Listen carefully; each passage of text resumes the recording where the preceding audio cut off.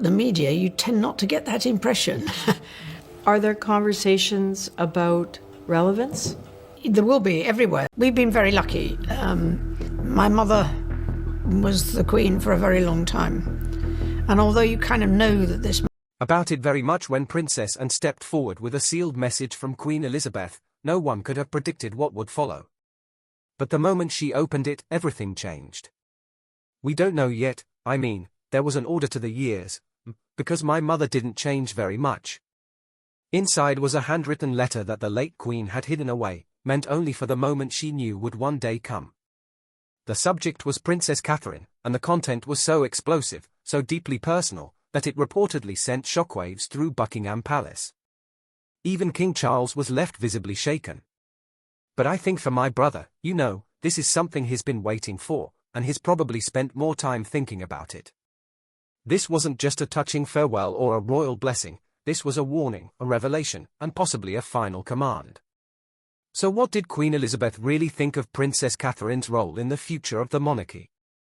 We kind of knew what the rhythm of the year was, so things like that will change, and how we are part of the support for the monarchy may change slightly. Who knows?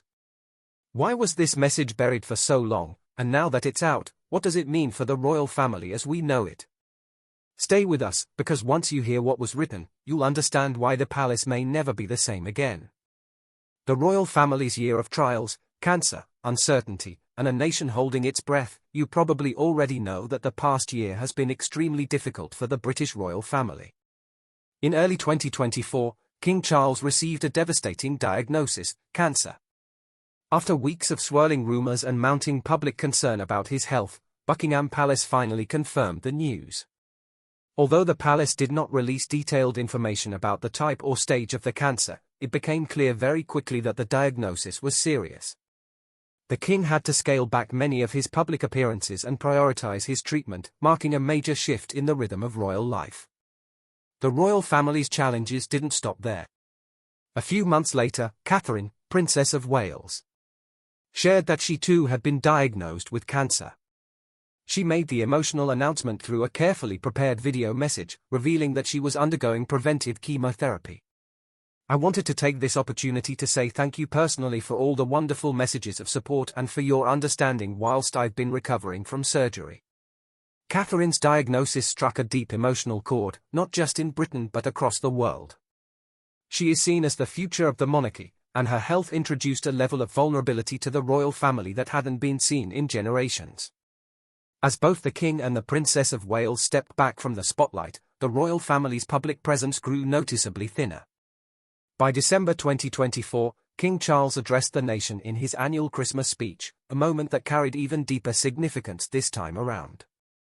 Speaking from the historic Fitzrovia Chapel, the King acknowledged the personal and collective struggles of the past year. In a heartfelt message, he praised the selfless doctors and nurses who had supported him and the Princess of Wales through the uncertainties and anxieties of their illnesses. It was one of the most personal Christmas broadcasts by a monarch in recent memory. Earlier that day, King Charles was seen greeting crowds at Sandringham as he attended Christmas Day services along with other members of the royal family. While the rest of the royal family greets the public with warmth, one member has made a decision to hide his face at every cost, and the reasons behind this move are truly shocking. Andrew's disappearance. Andrew's link to Epstein remains one of the most damaging scandals in the history of the British royal family. The 2019 interview, where he failed to convincingly explain his relationship with Epstein, left him with few options. His demeanor was widely criticized for being detached, and his explanations were vague and unconvincing. The backlash was immediate. In response, Andrew stepped back from his royal duties, a move that was widely seen as a necessary retreat to protect the monarchy's image. But stepping back didn't mean stepping away from the consequences. Despite his departure from public life, Andrew's controversies continued to haunt him. The scandal only deepened with time. Prince Andrew's financial troubles have only added fuel to the fire. Reports surfaced of mounting debts and secretive attempts to sell off assets to stay afloat. His financial dealings have raised suspicions, and with good reason. The royal family, despite its wealth, has often kept its financial affairs private, but Andrew's lack of transparency has raised serious questions. Then came the revelations about a Chinese businessman allegedly working to build ties with Andrew on behalf of the Chinese Communist Party. The man was reportedly barred from entering the UK. A Chinese businessman who had established close links with Prince Andrew, the Duke of York, has been banned from entering Britain on national security concerns, further complicating Andrew's already shaky standing. Though Andrew denied any wrongdoing and claimed he had severed ties with the businessman once suspicions arose, the timing could not have been worse. This scandal added yet another layer of trouble, making it clear that Andrew's past associations continued to haunt him. And as if things weren't bad enough, the connection to foreign interests only added to the mounting concerns about his behavior. But it didn't end there. On April 27, 2025, Prince Andrew was spotted in public once again, making a rare appearance at a low-key event after months of avoiding the limelight. His re-emergence surprised many. Accompanied by his ex-wife Sarah Ferguson, Andrew's public outing reignited the debate about his place within the royal family. Though they divorced years ago, the two remain close, and their shared appearances only add complexity to the narrative surrounding Andrew's position. While this brief return to public life might not signal a full return to royal duties, it certainly raises questions about the future of the Duke of York. Meanwhile, the royal family has been left to deal with the fallout. Prince Andrew's absence from major events like the Sandringham service has not gone unnoticed. While other royals were busy greeting the public, Andrew chose to hide away. His absence spoke volumes.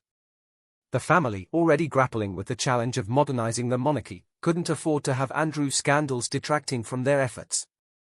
Royal historian Ed Owen summed up the dilemma perfectly. King Charles has spent the past 2 years trying to reshape the monarchy's image, but between two high-profile cancer battles and the lingering fallout from Andrew's behavior, that mission has become far more complicated than anyone expected. But behind all the headlines and drama, it's Princess Anne who has quietly kept the royal family standing. Princess Anne's quiet strength. Princess Anne, now 74, has long been seen as the most consistent and hardworking member of the royal family. She is more than just a sibling to King Charles. A royal aide described her as his most reliable confidant, someone he has always trusted, especially during difficult times. Without her support, Charles would find it difficult to manage his responsibilities as king. Anne's reputation did not build itself overnight. From a young age, she carved out her own role within the monarchy, separate from her brothers. As the second child and only daughter of Queen Elizabeth II and Prince Philip, Anne was raised under intense public scrutiny. But she was never one to seek the spotlight. Instead, she focused quietly on her work. By the time she reached adulthood, Anne had already developed a strong sense of duty that defined her career. One of Anne's earliest passions was equestrian sports. She became an accomplished rider and in 1976 made history by competing in the Montreal Olympic Games as part of the British equestrian team. That achievement alone set her apart from other royals of her generation. It showed a willingness to push personal limits even when she could have lived a life of ease outside of sports, and also built a reputation for hard work through her charity engagements. She has been associated with over 300 organizations across her career, often focusing on causes like healthcare, education, and international relief. One of her most significant roles has been with Save the Children, a charity she has supported since 1970. Over the decades, Anne visited some of the world's poorest and most dangerous regions, raising awareness for children's rights long before it became a popular issue in royal circles. Her approach to charity work was always direct. She never treated these engagements as photo opportunities and, as a result, earned deep respect both at home and abroad. Unlike many other members of the royal family, Anne rarely gave interviews or sought media coverage. Her straightforward attitude often made her seem distant, but within the family, she became known as someone who could be trusted absolutely. Queen Elizabeth II often referred to Anne as her rock, a description that seems even more fitting now, as King Charles leans on her during his health battle. Anne's personal life has also shown the same resilience. She married Captain Mark Phillips in 1973 and had 2 children, Peter and Zara, who were raised without royal titles at Anne's insistence. She wanted them to have as normal a life as possible. Although her marriage ended in 1992, and remarried later that year to Vice Admiral Sir Timothy Lawrence. Through all these personal changes, she kept her professional obligations steady, barely missing an engagement or event. Today, even in her 70s, and maintains one of the busiest schedules in the royal family, consistently carrying out more engagements each year than her younger relatives. Her approach remains the same as it was when she started: duty first, attention last. She rarely shares private feelings with the public and dislikes drama, preferring to focus on the work in front of her. In a time when the monarchy faces public skepticism, and style has become more important than ever, she represents continuity, tradition, and a type of royal service that feels increasingly rare.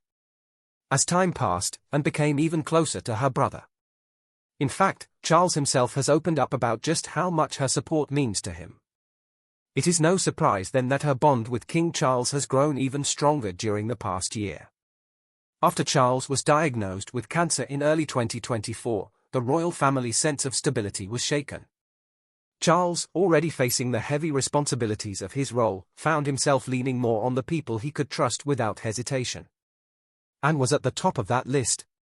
According to a report in Women's Day magazine, a royal aide said that during a private conversation, Anne promised Charles that she would continue her work to support him and the monarchy.